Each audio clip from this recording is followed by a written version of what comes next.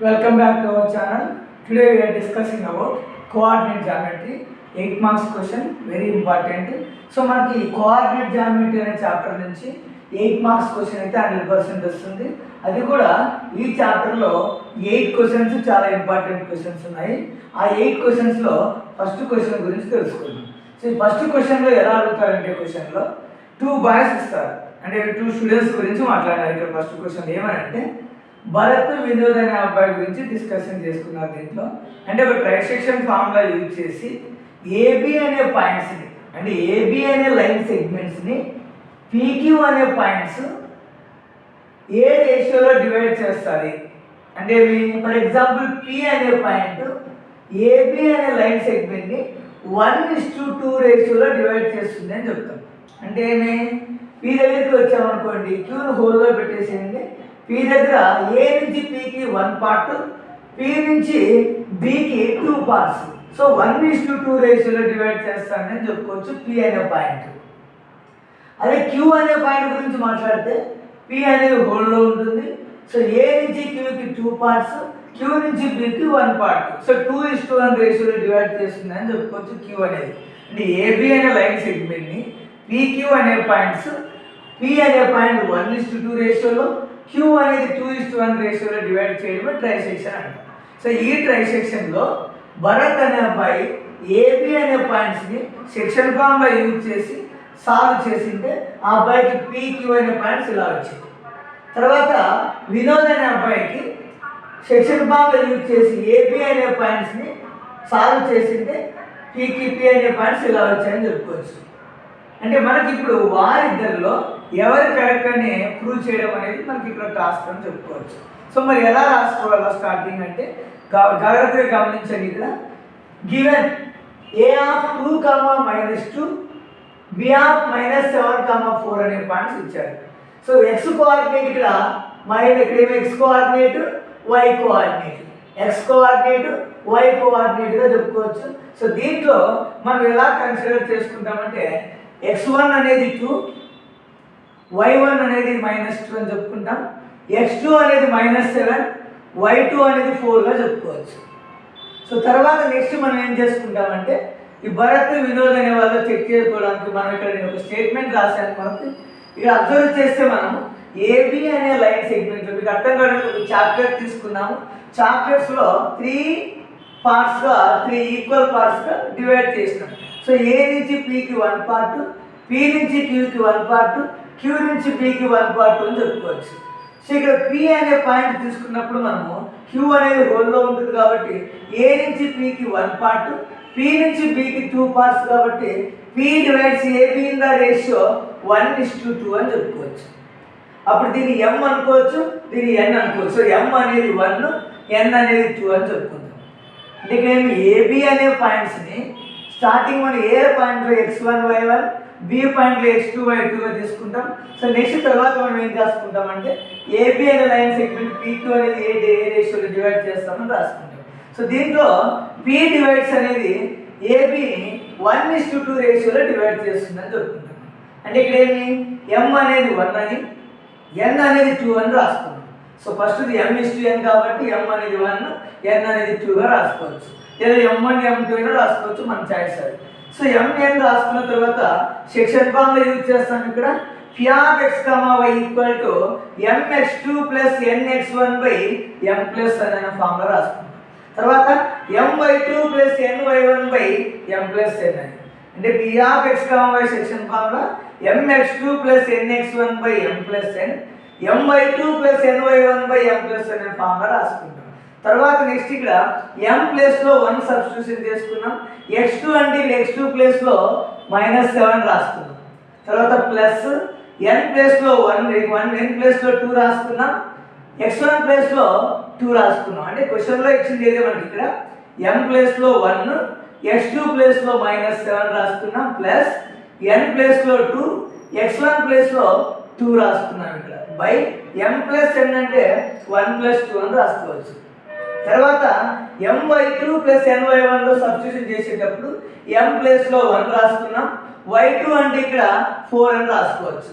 తర్వాత plus n ప్లేస్లో 2 రాసుకున్నాం, y1 ప్లేస్లో -2 అని రాసుకున్నాం ఇక్కడ బై m ప్లేస్లో 1 n ప్లేస్లో 2 అంటే వాల్యూస్ని ఇక్కడ సబ్స్టిట్యూషన్ చేసుకున్నాం mn x1 y1 x2 y2 వాల్యూస్ని సబ్స్టిట్యూషన్ చేసుకున్నాం. తర్వాత -7 × 1 -7 అని ప్లస్ 2 2 జా 4 బై 1 + 2 చేస్తే 3 వస్తుంది. -7 × 1 -7 ప్లస్ 2 2 జా 4 బై 1 + 2 చేస్తే 3 వస్తుంది. తర్వాత 4 × 1 4 ప్లస్ మైనస్ 2 2 జా 4 రాసుకున్నాం. 4 × 1 4 ప్లస్ మైనస్ 2 2 జా 4 అని రాసుకున్నాం బై 1 + 2 చేస్తే మనకి 3 వస్తుంది. సో ఇది Px, yకి ఇలా ప్రొసీజర్ చేసుకుంటూ వచ్చాం. తర్వాత ఇక్కడ Px, y ఈక్వల్ టు ఇక్కడ మనం చెక్ చేసుకుంటే మైనస్ ప్లస్ మైనస్ అవుతుంది. 7లో నుంచి 4 సబ్ట్రాక్షన్ చేస్తే 3 వచ్చింది. సో 7 అనేది బిగ్ వాల్యూ, దానికి లెఫ్ట్ సైడ్ సింబల్ మైనస్ కాబట్టి -3 అని రాసుకున్నాం. మైనస్ ప్లస్ మైనస్ అని, మైనస్ అంటే సబ్ట్రాక్షన్ చేయడం అని, 7లో 4 సబ్ట్రాక్షన్ చేస్తే 3 వచ్చింది. బిగ్ వాల్యూ సింబల్ మైనస్ రాసుకున్నాం బై 3. తర్వాత 4 - 4 సబ్ట్రాక్షన్ చేస్తే 0 బై 3 అని రాసుకున్నాం. తర్వాత ఇక్కడ -3కి 3కి క్యాన్సిల్ చేస్తే 3 1 జా క్యాన్సిల్ చేస్తే -1/1 వస్తుంది. -1/1 అంటే -1 అని రాసుకున్నాం. తర్వాత 0/3 అంటే 0/anything చేస్తే 0 వస్తుంది. సో Px, y అనేది -1, 0 అనే ఆర్డర్ మీద రాసుకున్నాం ఇక్కడ. ఎప్పుడు P అనే పాయింట్ గురించి. సో తర్వాత Q అనే పాయింట్ గురించి డిస్కషన్ చేస్తే Q అనే పాయింట్ చేసేటప్పుడు Pని హోల్లో ఇలా రాసేసుకుంటాం. అప్పుడు A నుంచి Qకి 2 పార్ట్స్ ఉన్నాయి కాబట్టి 2, Q నుంచి Pకి 1 పార్ట్ కాబట్టి 1 అని రాసుకుంటాం. P హోల్లో పెట్టేసుకుంటే A నుంచి Qకి 2 పార్ట్స్, Q నుంచి Pకి 1 పార్ట్, సో 2:1 అనే రేషియో రాసుకున్నాం. సో అది m/n రేషియో కాబట్టి m ప్లేస్లో 2 రాసుకున్నాం, n ప్లేస్లో 1 రాసుకున్నాం. సేమ్ ఫార్ములానే సెక్షన్ ఫార్ములా ఇక్కడ యూజ్ చేస్తాం. Qx, y equal to mx2 + nx1 / m + n, my2 + ny1 / m + n రాసుకున్నాం. సేమ్ ఇంతకుముందు లాగానే m ప్లేస్లో మనం సబ్స్టిట్యూషన్ చేసుకోవాలా, x1 x2 n ప్లేస్లో వాల్యూ సబ్స్టిట్యూషన్ చేసుకుంటూ వెళ్ళాలి.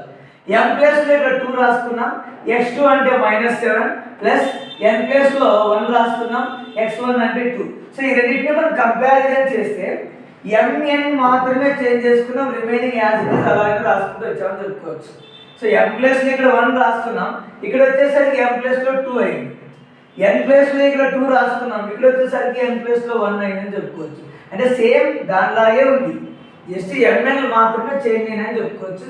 సో m ప్లేస్లో 2 రాసుకున్నాం, x2 అంటే మనకి -7 ప్లస్ n ప్లేస్లో 1 రాసుకున్నాం, x1 ప్లేస్లో 2 సబ్స్టిట్యూషన్ చేసుకున్నాం బై m + n అంటే 2 + 1 అని రాసుకున్నాం.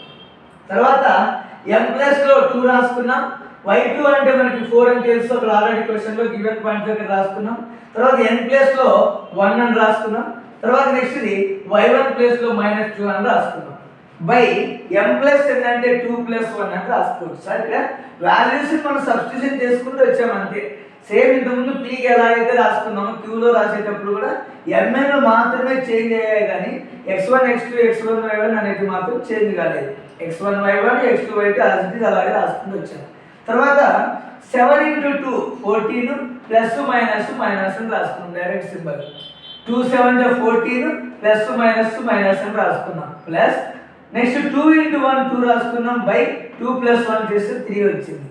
తర్వాత 2 4 8 ప్లస్ మైనస్ 2 1 2 అని రాసుకున్నాం బై 2 + 1 సమ్ చేస్తే 3. ఇక్కడేమి -7 × 2 చేస్తే -14 ప్లస్ 2 1 2 చేస్తే 2 బై 2 + 1 చేస్తే 3 అయింది. తర్వాత 2 4 8 అని ప్లస్ మైనస్ 2 1 2 అని రాసుకున్నాం బై 2 + 1 సమ్ చేస్తే 3 అని రాసుకోవచ్చు. దీన్ని చేసిన తర్వాత సో ఇక్కడ కంటిన్యూ ఒక రాసుకున్నాం, మైనస్ ప్లస్ మైనస్ అవుతుంది. 14 నుంచి 2 సబ్ట్రాక్షన్ చేస్తే 12, బిగ్ వాల్యూ సింబల్ మైనస్ అని రాసుకోవచ్చు. మైనస్ ప్లస్ మైనస్ సబ్ట్రాక్షన్ చేస్తే 12, big value symbol minus. So ఇక్కడ -12/3 అని రాసుకున్నాం. తర్వాత 8 - 2 చేస్తే 6 వస్తుంది, సో 6/3 అని రాసుకున్నాం. తర్వాత నెక్స్ట్ మనం 12కి 3కి క్యాన్సిల్ చేసుకున్నాం, అంటే 3 1 3 4 అంటే డివిజన్ అయినా చేసుకోవచ్చు. 3 1 3 4 క్యాన్సిల్ చేసినాం, 4 అని సింబల్ మైనస్ బట్టి యాజ్ ఇట్ ఈజ్ అలాగే రాస్తున్నాం. దీంట్లో 6/3ని కూడా 2తో క్యాన్సిల్ చేసుకున్నాం, సారీ 3తో క్యాన్సిల్ చేసుకున్నాం. 3 1 జా 3, 3 2 జా 6 అని, సో 2 అని రాసుకున్నాం. అంటే ఇక్కడ ఏమి 3 1 జా 3 4 జా కాబట్టి -4 రాసుకున్నాం. 3 1 జా 3 2 జా కాబట్టి ఇక్కడ 2 రాసుకున్నాం. సో QX, Y అనేది -4, 2 అని రాసుకున్నాం. దీన్ని 3తో క్యాన్సిల్ చేసుకుంటే -4 వచ్చింది, దీన్ని 3తో క్యాన్సిల్ చేసుకుంటే 2 వచ్చింది. QX, Y ఈక్వల్ -4, 2 అని రాసుకున్నాం. సో ఇప్పుడు మనం అబ్జర్వ్ చేస్తే ఇక్కడ క్వశ్చన్లో స్టార్టింగ్లో భరత్ అండ్ వినోద్ గురించి మాట్లాడుకున్నాం. Bharat P of -1, 0, Q of -4, 2 వచ్చింది. Vinod P of 1, 0, Q of 4, -2 వచ్చింది. సో ఈ రెండింటిని మనం గమనిస్తే భరత్ అనే అబ్బాయికి మనకి వచ్చినటువంటి వాల్యూస్ సేమ్ ఉన్నాయి. సో P వచ్చేసి -1, 0 ఉంది. సో Q వచ్చేసి ఇక్కడ ఎంత వచ్చిందంటే -4, 2 వచ్చింది.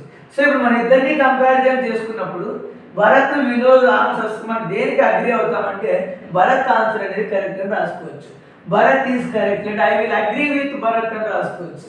సో ఈ విధంగా మనకి 8 క్వశ్చన్స్లో ఫస్ట్ క్వశ్చన్ ఈ విధంగా చెప్పుకోవచ్చు. ఇది చాలా most important. Next second question, ABC అనే 3 పాయింట్స్ ఇస్తారు. ఈ 3 పాయింట్స్ ఆధారంగా చేసుకొని మనకి ఏ ట్రయాంగిల్ ఫామ్ అవుతుంది అనేసి అడుగుతారు. Which type of triangle form by the given 3 points అని ఇస్తారు. సో దీంట్లో మనం ఏం చేస్తామంటే AB అనే డిస్టెన్స్, BC అనే డిస్టెన్స్, CA అనే డిస్టెన్స్, 3 డిస్టెన్సెస్ మనం ఫైండ్ అవుట్ చేయాల్సి ఉంటుంది.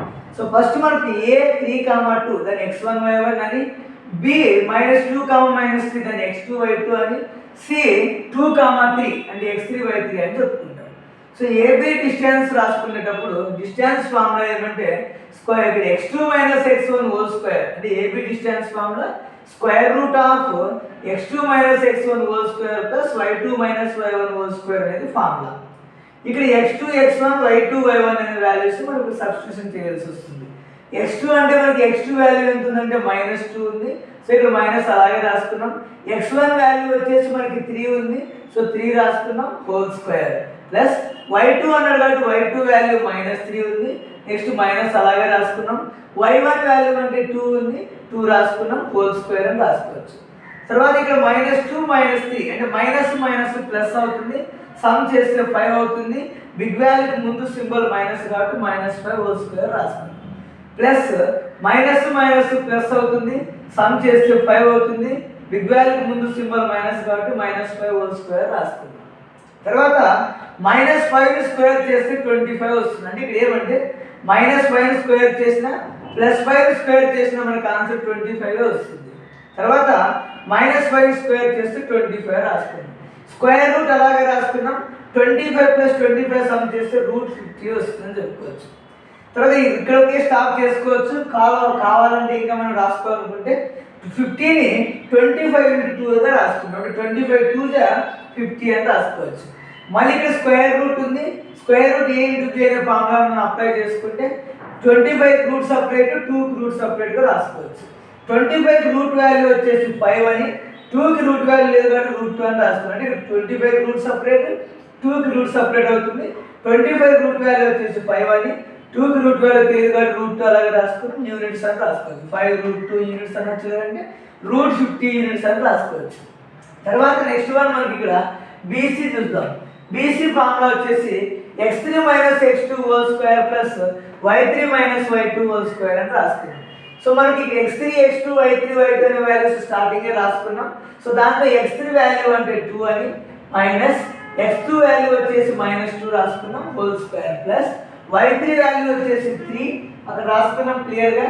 y3 వాల్యూ అంటే 3 నెక్స్ట్ మైనస్ అలాగే రాసుకున్నాం. y2 వాల్యూ అంటే -3 రాసుకున్నాం. So whole square. తర్వాత నెక్స్ట్ ఇక్కడ 2 అలాగే రాసుకున్నాం. మైనస్ మైనస్ ప్లస్ 2 అలాగే రాసుకున్నాం హోల్ స్క్వేర్ ప్లస్ 3 అలాగే రాసుకున్నాం.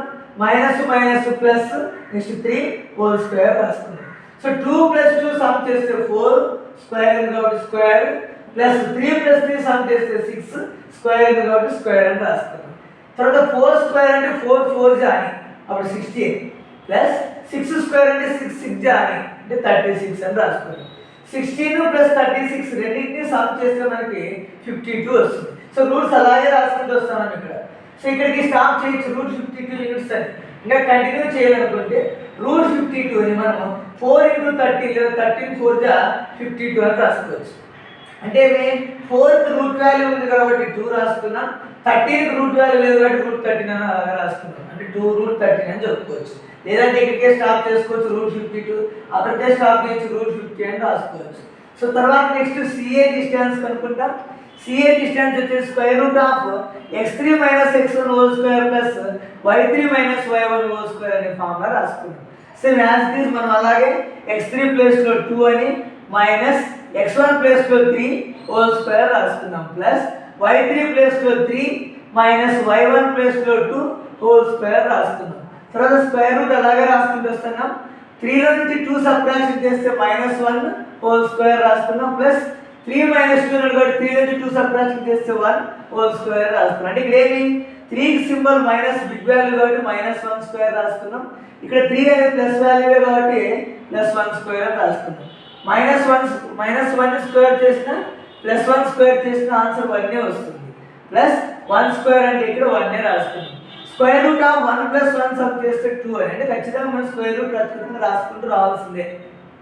స్క్వేర్ రూట్ మిస్ చేస్తే మనకు ఆన్సర్ రాదు కాబట్టి ఖచ్చితంగా స్క్వేర్ రూట్ రాసుకుంటూ వచ్చాం. మనం ఇక్కడ అబ్జర్వ్ చేస్తే ఫస్ట్ వచ్చేసి ఆన్సర్ √50 అని, సెకండ్ ఆన్సర్ √52 అని, తర్వాత థర్డ్ ఆన్సర్ √2 అని రాసుకున్నాం.